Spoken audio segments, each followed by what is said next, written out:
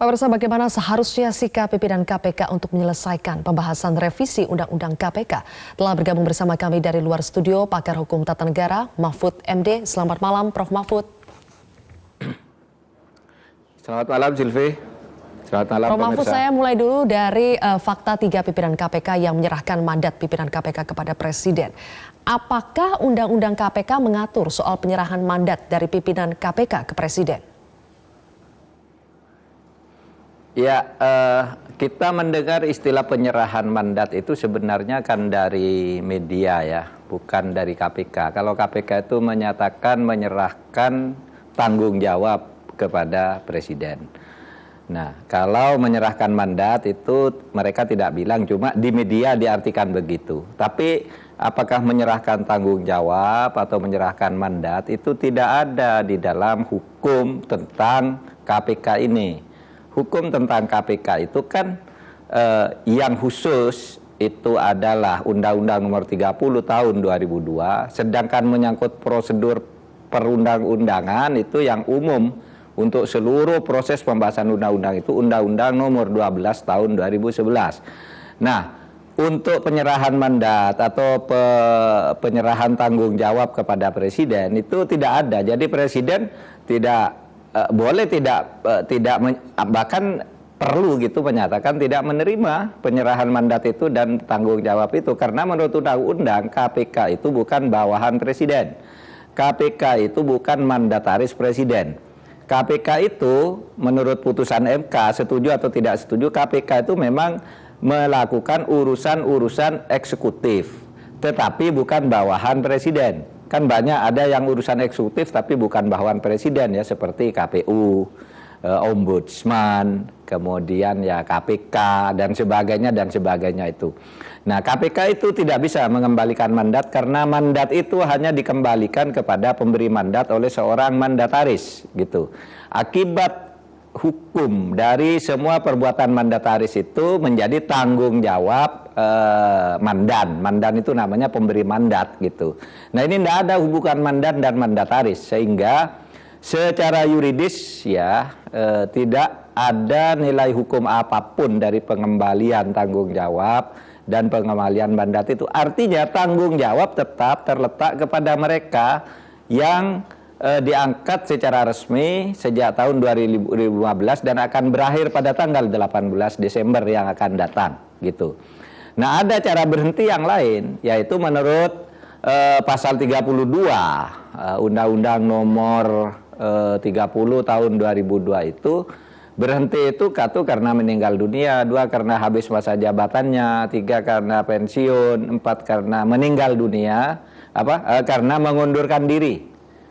Karena mengundurkan diri gitu. Nah, sehingga kalau memang itu ya mengundurkan diri sehingga terjadi kekosongan pimpinan tanpa pengunduran diri itu tanpa perlu persetujuan Presiden gitu. Mundur ya mundur, begitu mundur gitu lalu ya berhenti, kemudian Presiden menggunakan kewenangan berdasar Perpu nomor 1 tahun 2015. Kalau terjadi kekosongan itu gimana? Itu ada tata cara untuk mengisinya.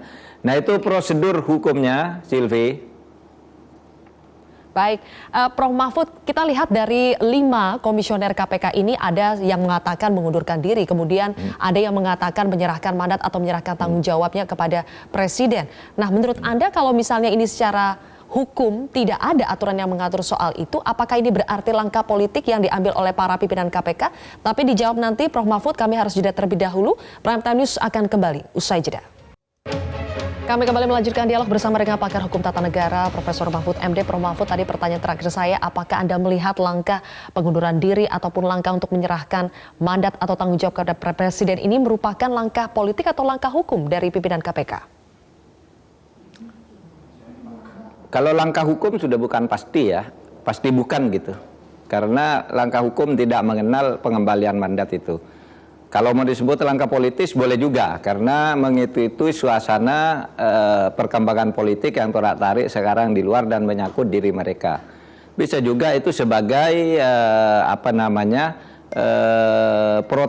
protes moral gitu, tergantung dari mana kita melihatnya gitu ya. Tetapi apapun, kalau yuridisnya sampai sekarang tidak ada hukum yang bisa menyatakan penyerahan mandat atau penyerahan tanggung jawab itu bisa diterima dan bisa berlaku secara yuridis, tidak ada. Malahan itu bisa menjadi tindak pidana ya kalau dikait-kaitkan. Begini, kan mereka itu diangkat untuk 5 tahun sampai 18 Desember. Itu tugas mereka untuk melakukan proses-proses hukum yang sekarang sedang ditangani oleh KPK. Kalau mereka mundur lalu semuanya yang sedang berjalan terlantar, berarti dia bisa dikategorikan melakukan 2 hal pelanggaran hukum. 1, membiarkan terjadinya korupsi by omission namanya di dalam hukum, membiarkan karena dia tidak bertindak. Lalu kedua, bisa dia tidak melaksanakan kewajiban hukumnya juga gitu. Nah, itu tidak boleh gitu ya. Bahkan bisa juga dikatakan menghalangi karena dia seharusnya bertindak dan dia punya kewenangan untuk itu, lalu dia menyatakan tidak bertanggung jawab, itu bisa dikatakan menghalangi proses hukum dalam bidang korupsi. Dan itu semua bisa kalau mau mau disikapi secara tegas betul gitu, bisa dikesanakan akibatnya gitu. Tapi kita kan tidak ke sana. Ini kita perlu mencari jalan yang baik lah untuk hal yang begini. Prof. Mahfud, kalau begitu bagaimana cara berhukum yang benar secara undang-undang dan tata kelembagaan jika ada konflik sekarang kan antara DPR pembuat undang-undang dengan nantinya pelaksana undang-undang yaitu KPK. Apakah presiden yang harus jadi penengahnya? Oh enggak, presiden tidak perlu jadi penengah ya. Undang-undang sudah mengatur tentang proses pembentukan undang-undang. Itu ada di Undang-Undang Nomor 12 Tahun 2011 gitu. Beginilah kita lihat di lapangan itu kan semua, kalau saya sudah ketemu semua nih, DPR mengatakan ingin memperkuat KPK. Presiden apalagi, saya ingin memperkuat KPK. Orang KPK juga mengatakan ingin dirinya kuat. Kemudian masyarakat sipil juga ingin menguatkan KPK. Ini sama tuh tujuannya. Tetapi pilihan polisinya di dalam pelembagaan KPK itu berbeda. Nah oleh sebab itu kalau berbeda yang seperti ini kan harus dipertemukan, dicari titik temu. Karena kalau mau menang-menangan Mbak, kalau mau menang-menangan bisa Presiden dan DPR bisa menetapkan menang udah karena dia yang punya otoritas hukum. Tapi menang-menangan begitu bahaya loh. Bahayanya itu apa? Bisa menjadi presiden suatu saat undang-undang itu bisa diberlakukan untuk memukul orang yang membuatnya. Seperti yang sudah-sudah lah. Kan selalu begitu. Orang buat itu pada saatnya dia sendiri yang kena. Atau pada saatnya dia melakukan hal yang sama. Dulu kok bisa begitu, saya sekarang buat begitu. Kalau terjadi perubahan konfigurasi politik. Itu yang terjadi pada Orde Lama, itu yang terjadi pada Orde Baru. Semua yang memukul balik itu menggunakan undang-undang yang dibuatnya sendiri pada akhirnya, gitu ya.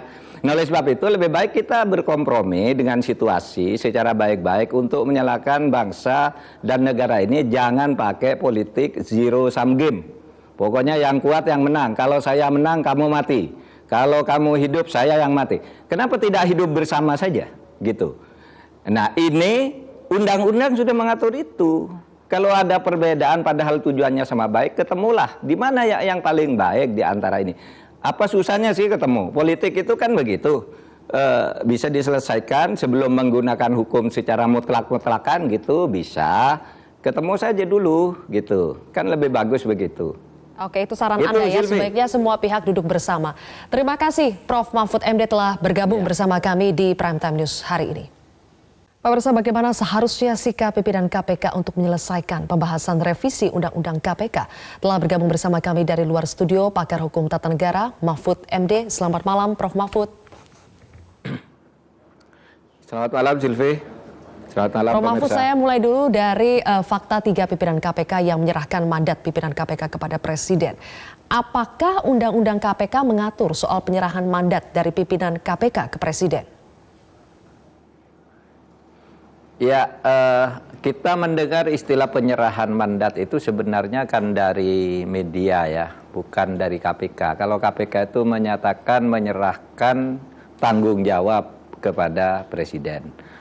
Nah, kalau menyerahkan mandat itu mereka tidak bilang, cuma di media diartikan begitu. Tapi apakah menyerahkan tanggung jawab atau menyerahkan mandat itu tidak ada di dalam hukum tentang